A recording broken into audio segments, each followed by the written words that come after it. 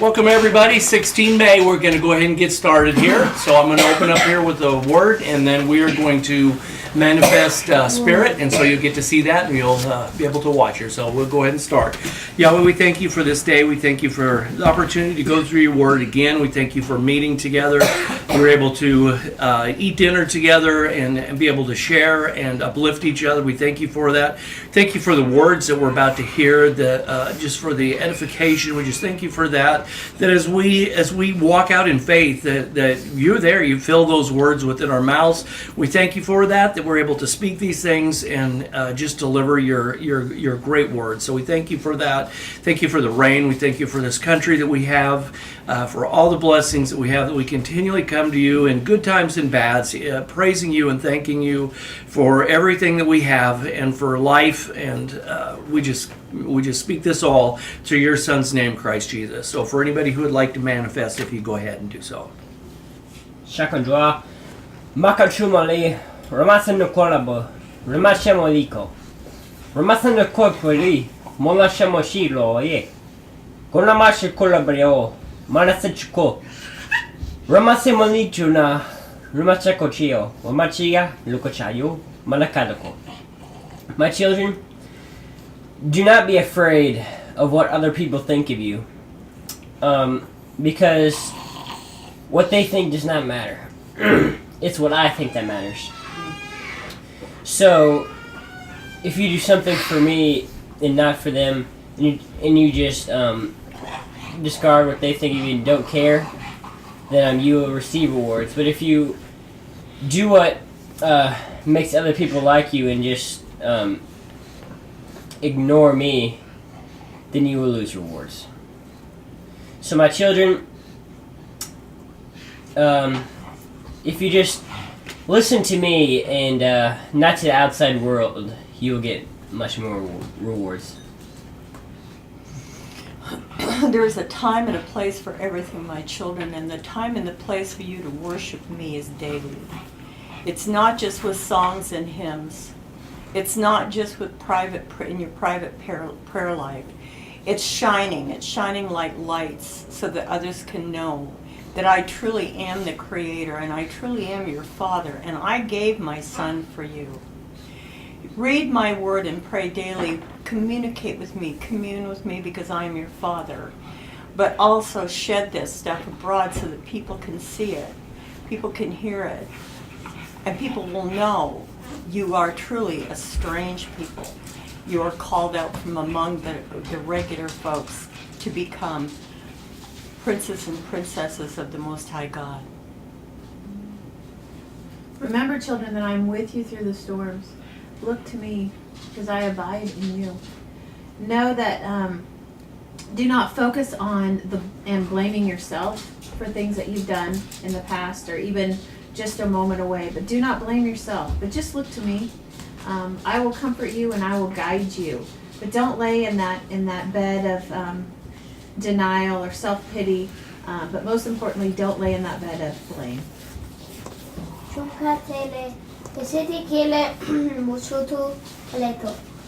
Messiah, don't look in the past or the future. Look what's happening right now.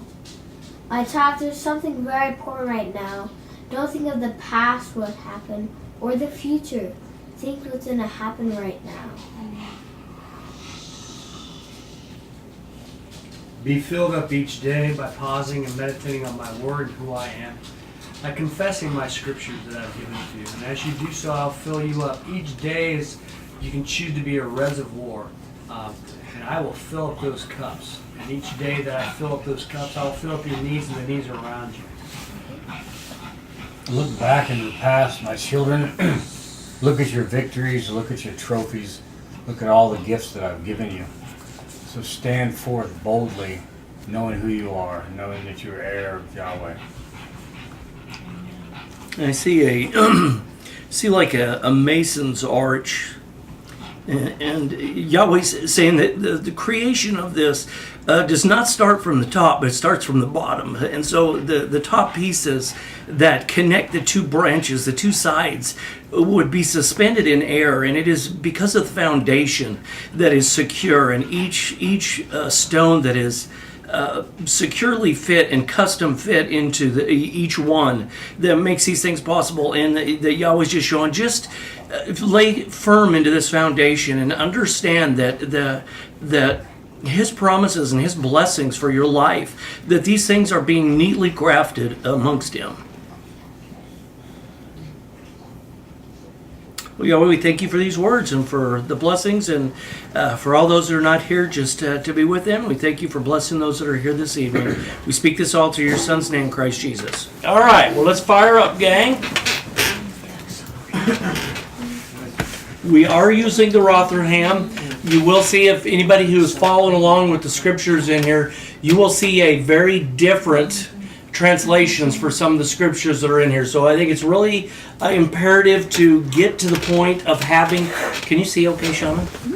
Yeah. To get to the point of having the Rotherham. Download it if you need to from Teleios Ministries, okay, if you need it, because it does make a difference here for us. All right, so we're going to start off here. The only thing more expensive than education is ignorance. Yeah.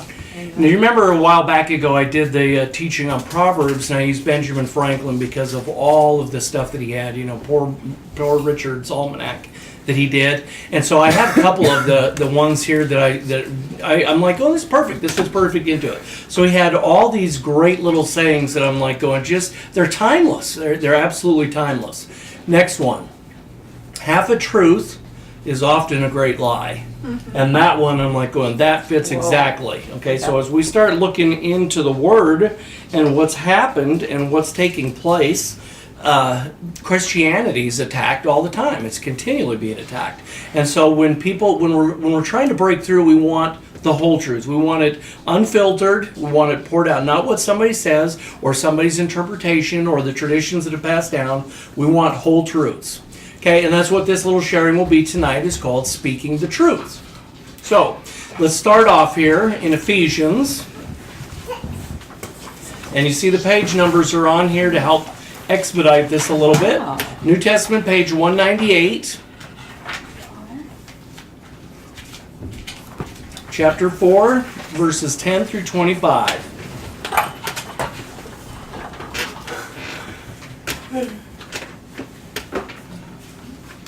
All right, everybody there? I'll read this one here to start with. Okay? Starting in verse 10 of chapter 4 of Ephesians.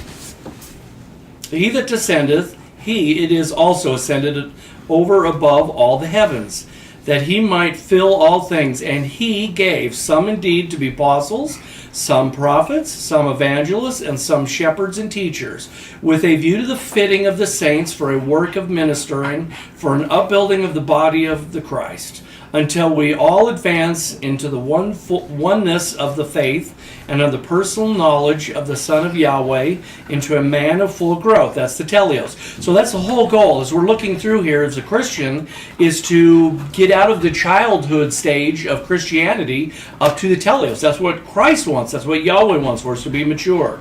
Into the measure of the stature of our fullness of Christ, that ye may no longer be infants, billow-tossed and shifted around with every wind of teaching in the craft of men, in knavery suited to the artifice of error. So this is it. That's where when we're talking about that the craftiness of men, obviously it's an attack against Christ, but this is what we're looking at. The craftiness of men, in the craft of men, knavery suited to the artifice of error. So what is the whole point? The point is to break free from this error, break free from these traditions of men, okay? By pursuing what? Truth, okay? May in love grow in him in all things, who is the head, Christ, unto whom all the body fitly framing itself together and connecting itself through means of every joint of supply by way of energizing in the measure of a single part, secureth of the growing of the body unto the upbuilding of itself in love. And we're going all the way to 25. This therefore am I saying and protesting in the Lord, that no longer ye walk even as the nations walk, in the vanity of their minds, being darkened of their understanding, alienated from the life of God, or Yahweh, by reasons of the ignorance that existeth within them, by reason of their hearts being turned into stone, who indeed, having become past feeling, have delivered themselves up in the wantonness unto making a trade of the impurity with greed. Ye, however, have not this learned the Christ. If at least it is him ye have heard, and in him have ye been taught, even as the truth is in Yahushua, that ye were to strip off as regardeth the former behavior, the old man who corrupteth himself according to his deceitful covetings, and where to be getting young again in the spirit of your mind, and where to put on the man of new mold, who after Yahweh hath been created in his truthful righteousness and said loving kindness. Wherefore, stripping off what is false, be speaking truth, each one with his neighbor, because we are members of one another. Be ye angry. I'm sorry, that's it. That was the end of it. Okay, that was the 25, okay? So be speaking the truth. That's where we're going to stop here for that. Be speaking the truth. And so the truth is not in a lot of people, because a lot of people have taken the traditions. A lot of people do not use the word as their foundation. So here we go. Here's a little story I thought was kind of a funny one. A dad and his young son are getting ready to brush teeth in the morning. And the son goes to get the toothbrush off the little thing that's on the vanity. He fumbles it, and next thing you hear is bloop. So the dad's like, kid's like, what? And so dad goes and fishes the toothbrush out, and he doesn't want to put it in the bathroom toilet or bathroom sink for fear that somebody might thought that it just fell off and put it back. So he carries it to the kitchen and throws it in the kitchen trash. And then gets another, spare toothbrush for the son. Son brushes his teeth. Dad goes in the kitchen, starts getting his cup of coffee. A few minutes later, kid comes in, and he's got dad's toothbrush. And he's throwing dad's toothbrush in the kitchen. So he goes, no, son, we don't need to do that. And he goes, no, Dad, it's okay. Yours went in a couple of days ago. Like, okay, good, truthful kid. Okay, anyway, speaking the truth, the first part of this is the definition of this is when we're looking at the mouth, okay? The mouth, as you look at this, and there's a lot of things on there where they refer to it almost as an organ, okay? That this is the mouth puts out and the mouth takes in. So when you're taking in your eating or digesting, how many times does it say that I feed upon this, and it's referring to words or teachings, okay, that they feed upon this. So the mouth will ingest, and so if you're ingesting poison, what's that going to do to your body? Okay, same thing if your mouth also is the organ that speaks. Same thing, if it is pushing out poison, it's going to distribute poison. And so when we refer to this as speaking the truth, we're referring to the mouth, and it's for taking in and for putting out, both directions. All right, so here we go. Let's flip over to Yahushua, and that is on page 236 of the Old Testament. So a good long way. See that there? That's how much it is, right there. Cool glasses, dude. Digging them. Okay. Dollar Tree. Sweet. Bargains everywhere. Okay. 1 verses 7 through 8. Who would like to read this for me? I will. Okay, go for it. Only be firm and bold, taking heed to the according to all the law, as Moses my servant commanded thee, and not turn aside there from his right hand or the left, that thou mayest prosper whithersoever thou goest. This scroll of the law must not cease out of thy mouth, but thou must take to thyself therein day and night, that thou mayest take heed to the according to all that is written therein, for then shalt thou make the way prosperous, and then shalt thou have good success. That's it. And this is it. Remember, this is the information before we cross in the promised land. And so what does it tell us to do? It tells us to speak to ourselves, okay? So when you see people talking to themselves, don't immediately think they're crazy. Yahweh says it's okay. Speak to yourself. And it says that the scroll needs to be in their mouth, okay?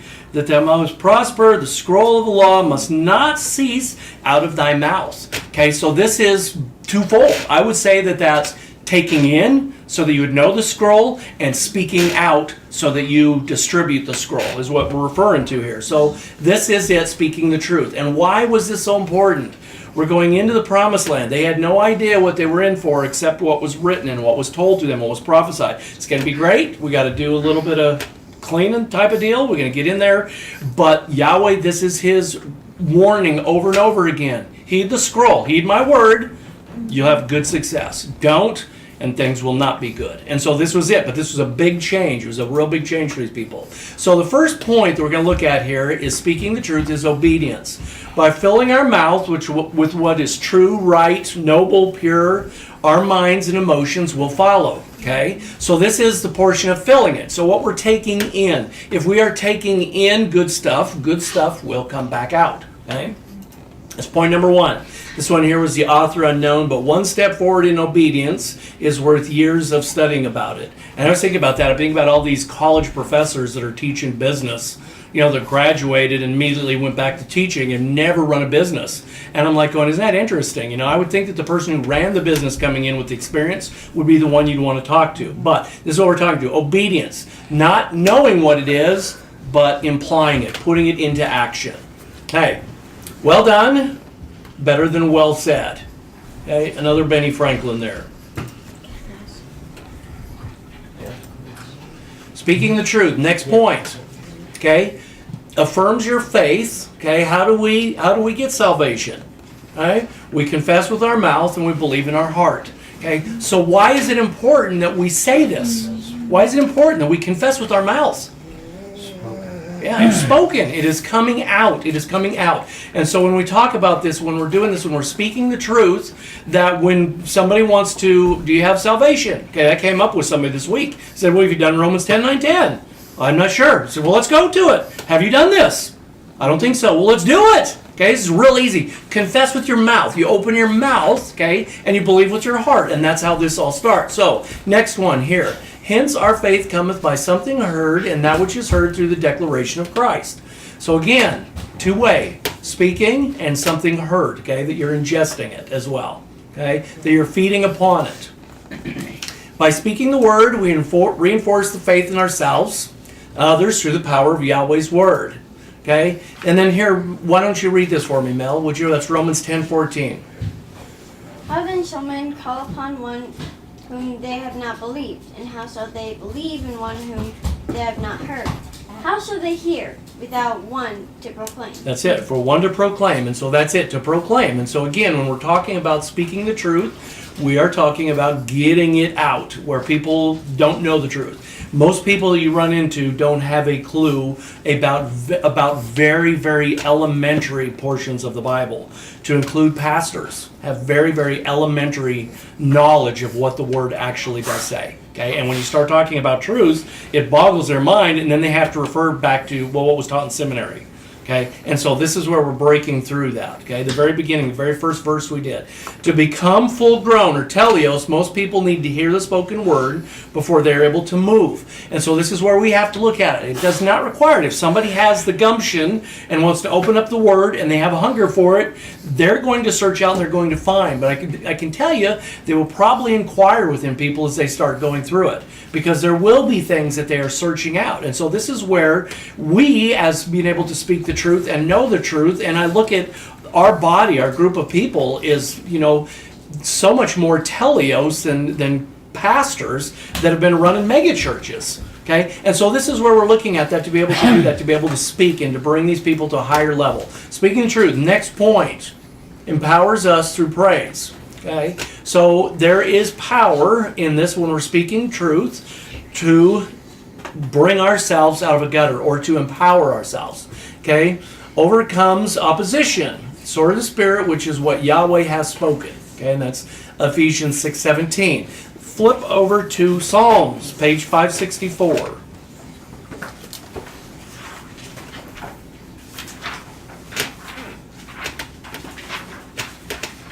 Chapter 71.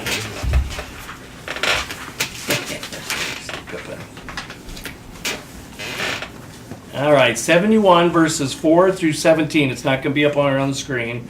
Who would like to read this? One of you other kids want to read that? I'll read it. Okay, thank you. 4 through 17. 4 through 17, please.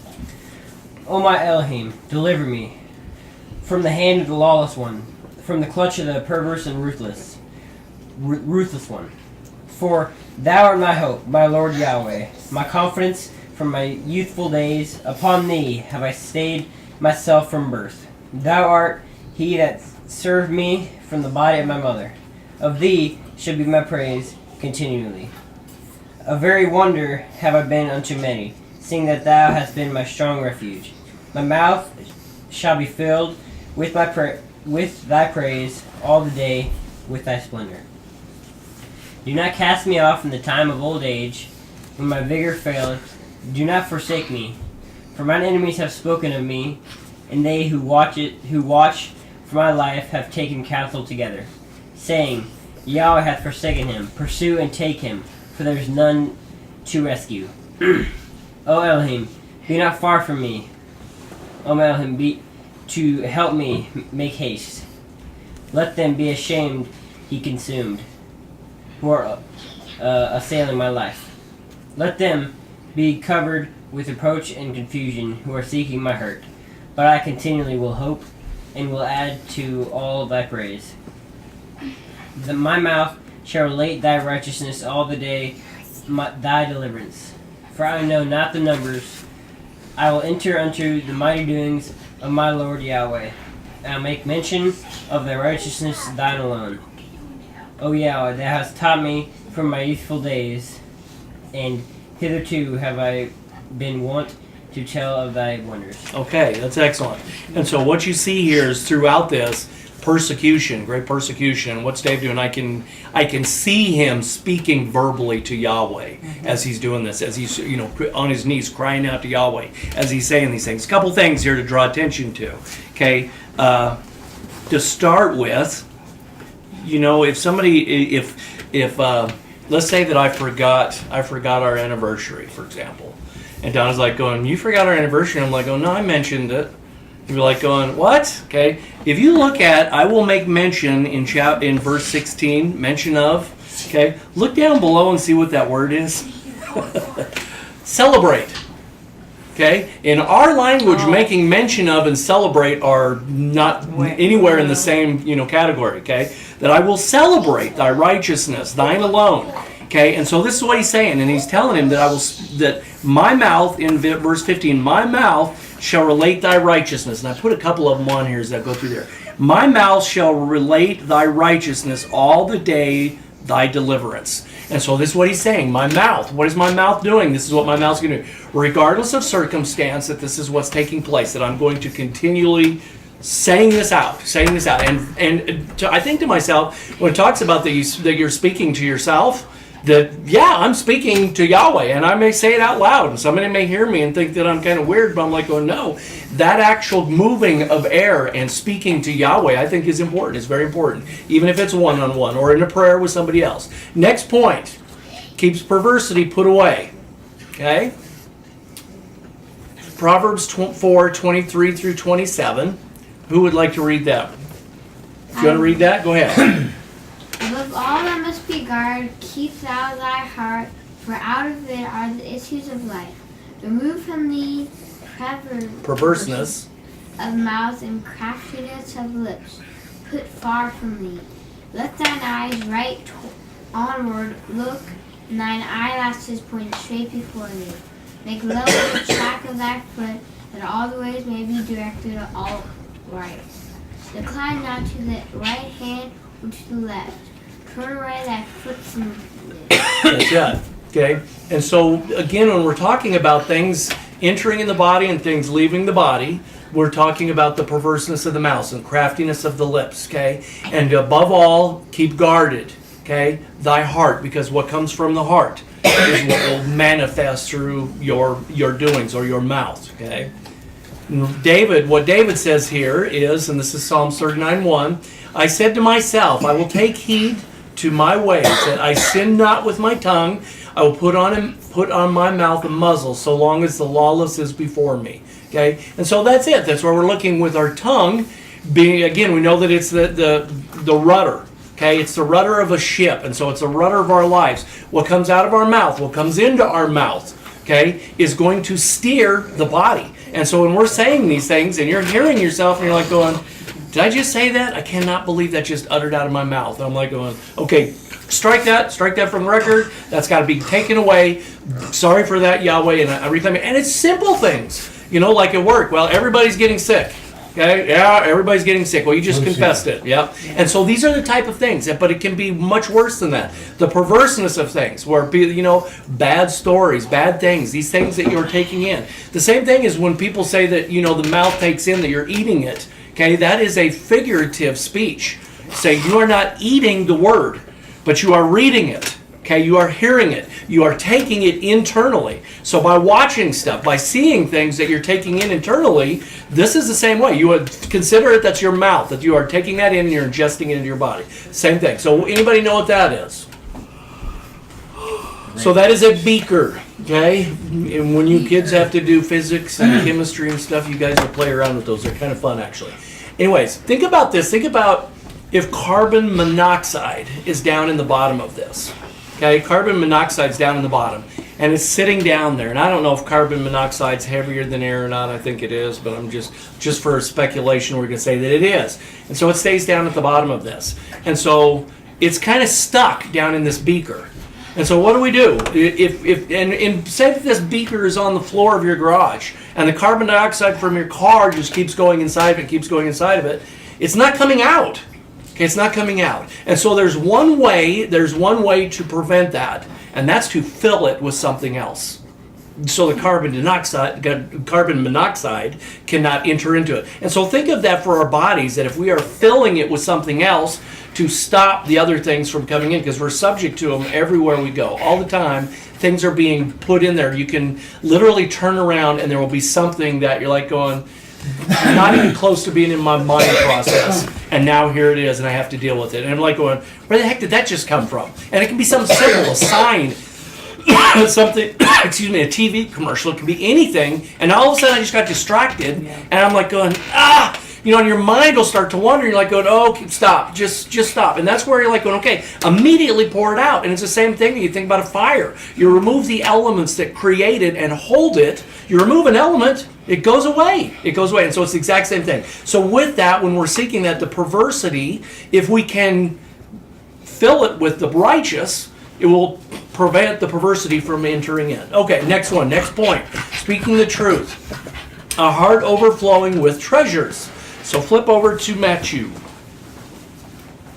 page 12.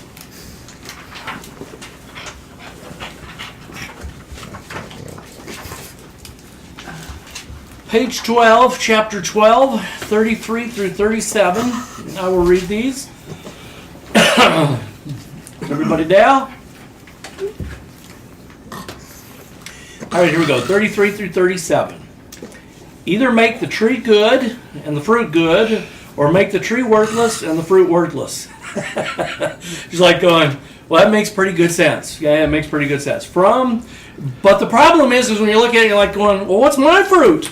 Like, okay, is my fruit good? Is it minimal? Is there any fruit? Okay, is there any fruit coming out there? What did Christ do to the tree?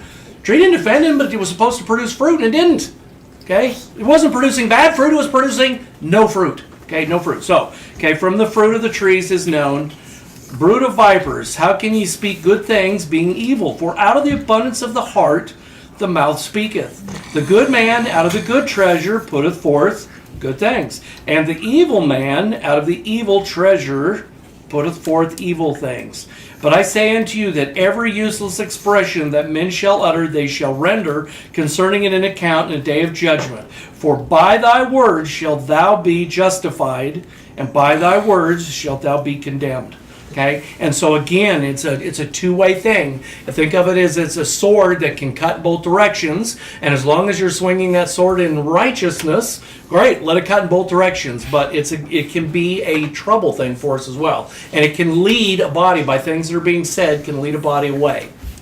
Okay, speaking the truth, next point, inspires and influences. And same thing, just like we talked about pros and cons, we're doing the exact same thing, good and bad. So if I inspire somebody into something wicked or false teachings, okay, very bad.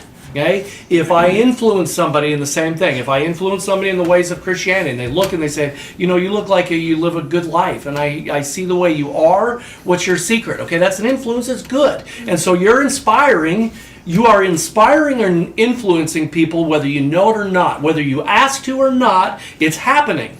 And it's either going to be good or bad, or it's going to be an indifferent. Okay? What we're talking about is when we're doing speaking the truth, is we want the inspiration and influences to be positive, obviously. Okay, so this is Proverbs 10, 11 through 14, and I'll read this.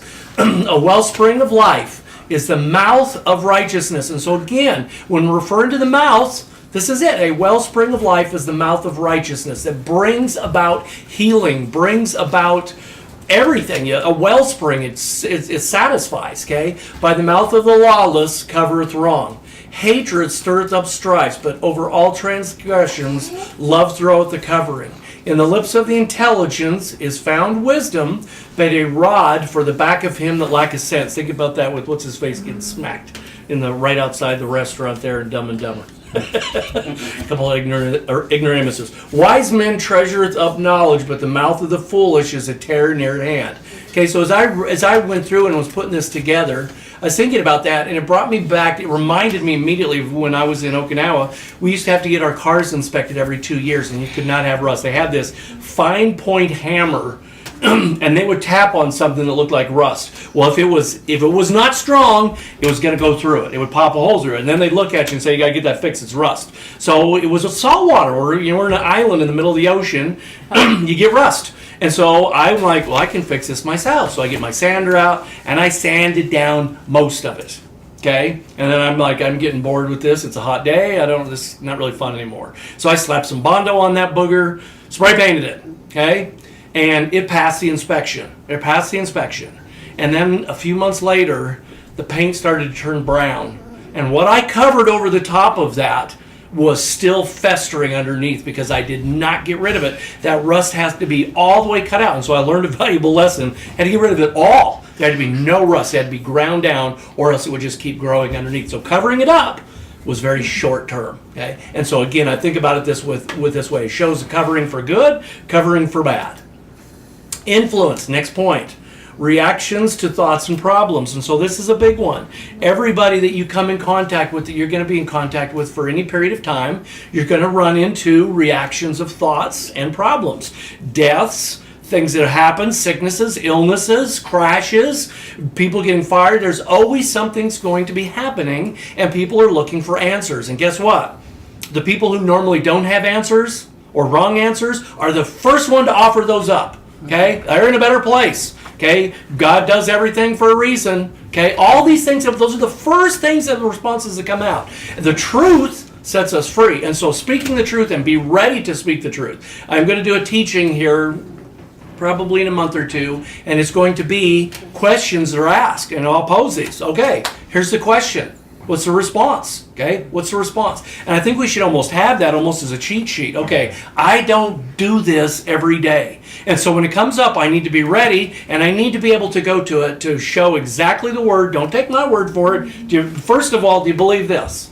If you don't, well, then that gives us a good starting point of where we need to start that conversation. If you do believe this, then let's use this as our definitions. Let's use this for all direction to go from there. But to be able to do this. So reactions to thoughts and problems. So speaking the truth is imperative, because all the garbage that comes out that they'll hear from multiple people, they'll hear it over and over and over again, and then all of a sudden it becomes, must be true. And then why would he do that? If he's in charge, why would he do that to me? What did I do to you? Okay, and so that's where we need to be able to speak the truth. The foolish chatter will not elevate or bring honor to Yahweh. Let's go to Malachi. Okay, to the right, page 913, way back. I'm sorry, to the left. It's the last one, the very back of the Old Testament. I can find it. I know I have it marked here somewhere. There it is. Okay. Will somebody read this for me, please? I will. Chapter 2, 6, and 7. The deliverance of truth was in his mouth, and perverseness was not found in his lips. In well-doing and in uprightness walked he with me, and multitudes that he turn from iniquity. For the lips of a priest should keep knowledge, and a deliverance should men seek at his mouth. For the messenger of Yahweh of hosts he is. That is it. That's exactly right. Okay? And the deliverance of truth, there you see in chapter 6 there, the deliverance of truth is the instruction or law that we're referring to. The deliverance of truth. That's the instruction. That's Yahweh's word. And so you see this, for the lips of a priest, okay, or a proclaimer should be to keep knowledge, okay, and deliverance, it should come with it. And so that's where for us is to be ready and to know and to be able to speak the truth. And it's never a problem to be like, I'm not sure I can get back with you. We'll look that up. We'll kind of discover this together. Okay, speaking the truth. Next point, an encouragement for others. Okay, flip over to Psalms 40, page 548.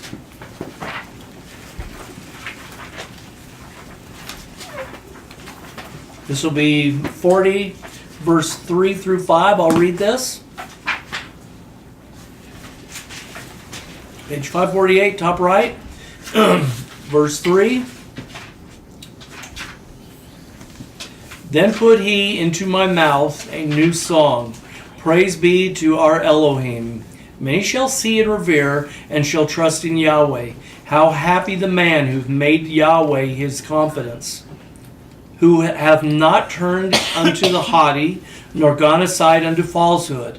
Mighty things hast thou done, thou Yahweh my Elohim. Thy wonderful doings and thy purpose towards us, there is no setting them in order unto thee. I would tell and would speak. They are too great to rehearse. Okay? And this is where we should be. It should always be one of the things that the praise should be just flowing out of us all the time. Even when you're in a crappy mood, things are going bad, that if people see us and we're continually praising, why are you in a good mood? Well, you know what? Actually, some bad things have happened, but let me explain to you. Okay? To be able to do that, praise should be pouring out of it, oozing out of our pores like a sieve, okay, that keeps getting poured into. Okay, building and demolition. Again, as we're discussing these, pros and cons. Building the Tower of Babel, bad.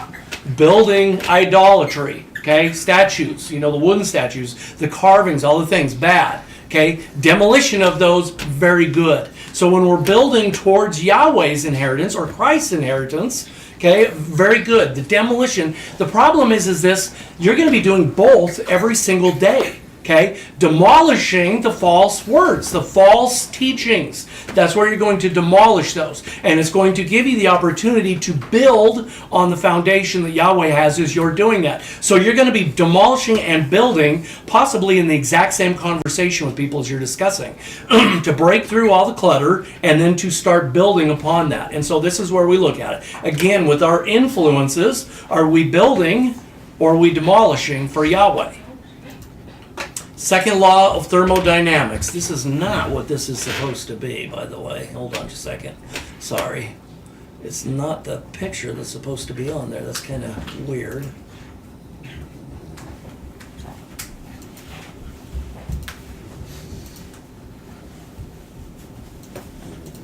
Just did that one. There we go. Okay. I was going to say there, it's a, you see in the background of that picture that it's a huge, huge fire going on, and it's all of the stuff, the things that are burning up. And you know that with pine trees, the pine trees, when they drop their cones, basically will reside until fire comes and it gets hot enough to crack them open. Yeah. So it also does a lot of destruction, but it also brings about good things. And so when we're looking at building and demolishing, a lot of times it's easy when you hear those false things to, is this the time? Is this the place? And it may or may not be. You can, inquire with Yahweh. Is this time to talk about it? Is it not the time? But to let those things go, sometimes you're like going, should I quench this fire? Should I not let this thing burn? What do I do, Yahweh? So again, good or bad with that second law of thermodynamics. Okay, if you listen to some of the old CES teachings, they did a thing on that thermodynamics. And basically what this refers to is this. If you leave something, let's say I bought a house and I bought a house in Cheney, okay, way out in the woods, and I put a nice yard in there, the house is all nice, got power, got electricity, and then I don't come back to that house for 10 years. Okay, what condition do I expect that house to be in?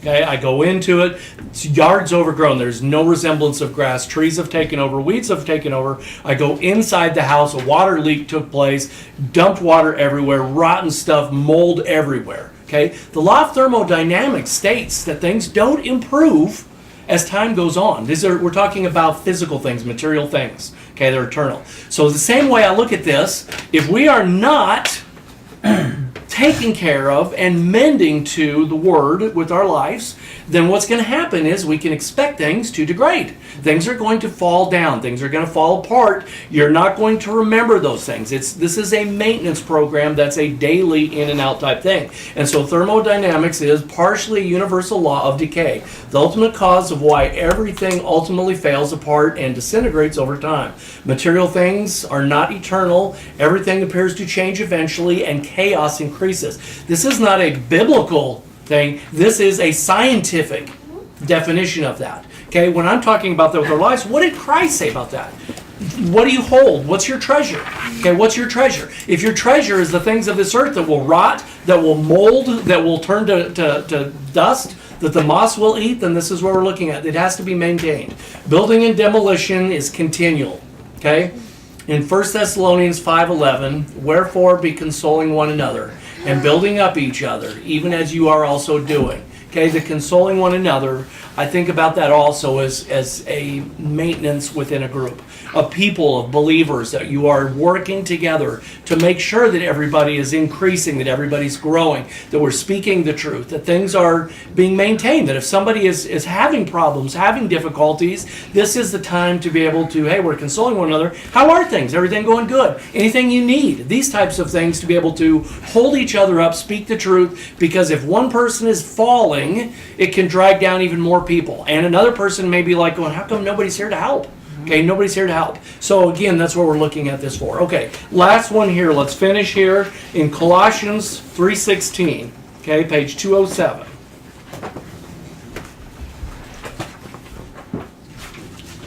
Once we get there, 207, if somebody would like to read that for me, verse 16, please.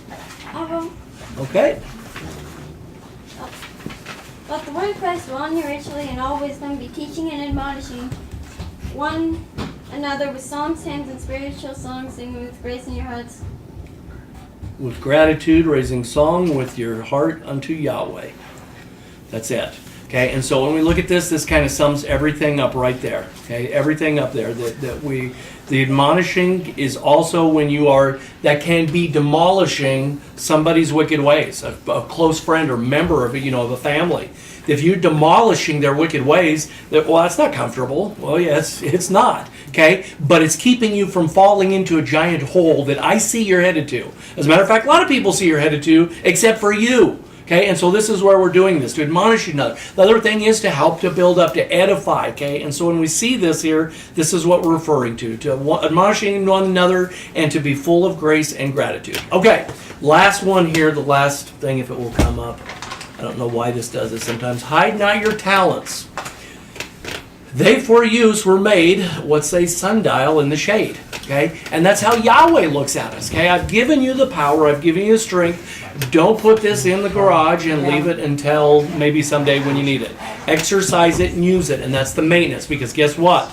Same thing with the thermodynamics. If we are not exercising it, what is happening to the use of that? Okay, it's going to decay. Now it can be brought back quickly, but the whole thing is to be ready to use it. You don't want to, it's like me with my mower. I don't want to pull my mower out to use it when the grass is like it is right now and it has problems. Yeah. Oh boy, bad time for that. Bad time. So it's the same way with us, not to put it in the shade. Okay, if it will do the last one, I don't know why it's it's kind of acting funny, but that's fine. Okay.